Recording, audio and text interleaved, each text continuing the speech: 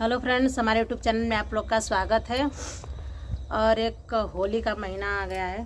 क्या बोल रहे मैडम जी? होली की मतलब ये क्या चलता है? फागुन मतलब फागुन फागुन का महीना आ गया है। हाँ। तो उस पे आप लोग होली गीत सुनिए। बहुत ही प्यारा सा होली गीत है और सुनिए, धमाकेदार होली गीत है।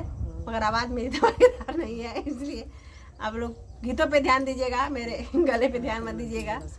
मौसम परिवर्तन है, सर्दी जुकाम हुआ है।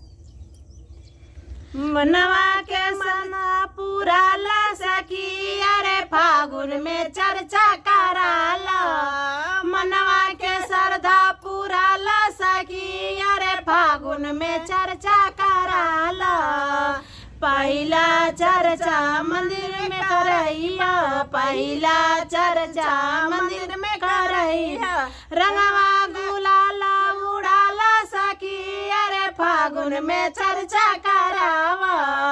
रंगवा गुलाला उड़ावा सकी, अरे फागुन में चर्चा करावा। मनवा के श्रद्धा पूरा ला सकी, अरे फागुन में चर्चा कराला।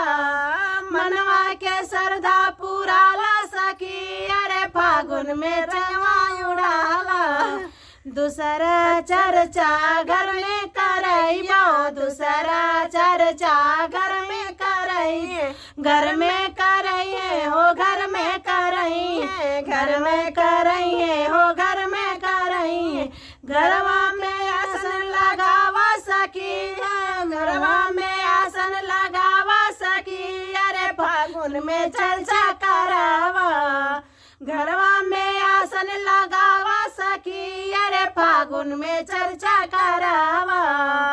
मनवा के श्रद्धा पुरावा सकी, अरे फागुन में चर्चा करावा। मनवा के श्रद्धा लगावा सकी, अरे फागुन में चर्चा मरावा। तीसरा चर्चा आंगन करई है, तीसरा चर्चा आंगन करई है। आंगन करई है हो, आंगन करई है, आंगन करई है हो, आंगन करई है। शिवाजी के चरण धोवावा सकी, अरे फागुन में चर्चा करावा। शिव जी के चरण धोवावा सखी, अरे फागुन में चर्चा कराला। अरे मनवा के श्रद्धा पूरा ला सकी, अरे फागुन में चर्चा करावा। मनवा के श्रद्धा पूरा ला सकी, अरे फागुन में चर्चा कराला। चौथी चर्चा दुआरे करैबा, चौथी चर्चा दुआरे करैबा। दुआरे करैबा, दुआरे करैबा, दुआरे करैबा, दुआरे करै। शिव जी के भगवा लगाला सकी, अरे फागुन में चर्चा कराला। शिव जी के भगवा लगाला सकी, अरे फागुन में चर्चा कराला। पचवा चर्चा हो टोला करैबा, पचवा चर्चा टोला में करैबा। टोला में करैबा हो, टोला में करैबा, टोला में करैबा हो, टोला में करै। टोला के श्रद्धा पूरा दा सकी, फागुन में चर्चा कराला। टोला के श्रद्धा पूरा ला सकी, अरे फागुन में चर्चा कराला। टोला के श्रद्धा पूरा ला सकी, अरे फागुन में चर्चा कराला।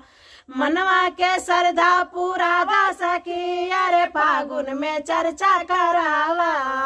मनवा के श्रद्धा पूरा ला सकी, अरे फागुन में चर्चा कराला। आप लोग को यह शिव चर्चा गीत होली गीत है, मगर शिव चर्चा में भी लोग गाते हैं। तो आप लोग सुनिएगा और बताइएगा, कमेंट के द्वारा जरूर बताइएगा कि यह गीत कैसी है और कहाँ से आप लोग हैं, आप लोग कैसे हैं, जरूर बताइएगा। फिर मिलते हैं अगले नए वीडियो के साथ। तब तक के लिए आप लोग धन्यवाद दीजिए मुझे। Bye by.